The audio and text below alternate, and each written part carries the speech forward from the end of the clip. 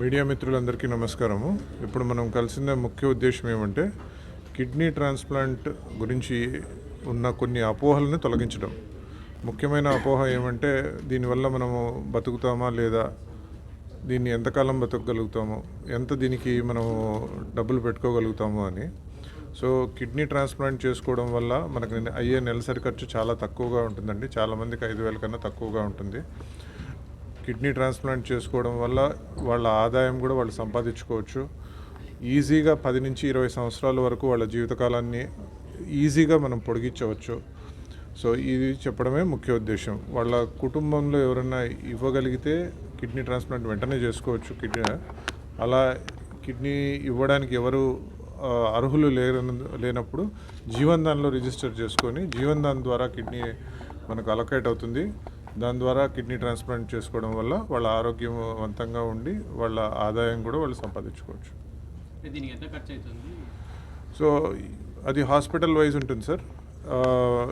నెలసరి ఖర్చు ఇది ఇంపార్టెంట్. మనకి రన్నింగ్ కాస్ట్ ఎంత ఉంటుంది పేషెంట్కు అంటే కన్నా, షుగర్ ఉన్న వాళ్లకు 5,000 కన్నా కొంచెం ఎక్కువగా ఉంటుంది. షుగర్ లేని వాళ్లకు 5,000 కన్నా తక్కువ ఉంటుంది నెలకు అయ్యే ఖర్చులు, అన్ని మందులు కలుపుకొని, టెస్ట్లకు కలుపుకొని.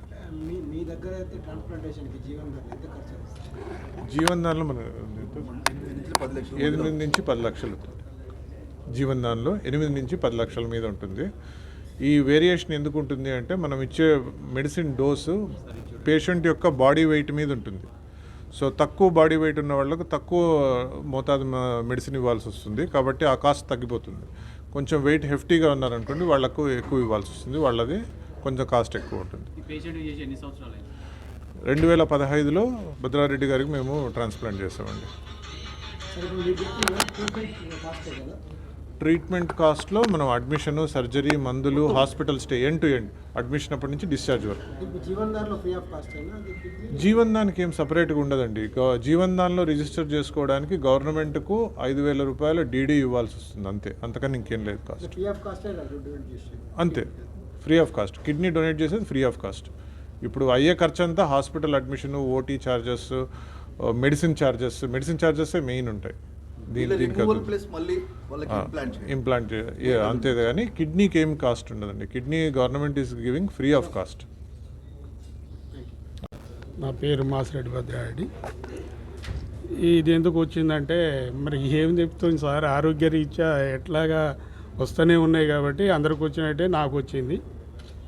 ఇక మరి ఎట్లా వచ్చింది అనేది వివరాలు ఏం తెలియదు. అంతకుముందు బీపీ కూడా అన్ఎక్స్పెక్ట్గా వచ్చింది. అన్ఎక్స్పెక్ట్గా 200 పెరిగింది.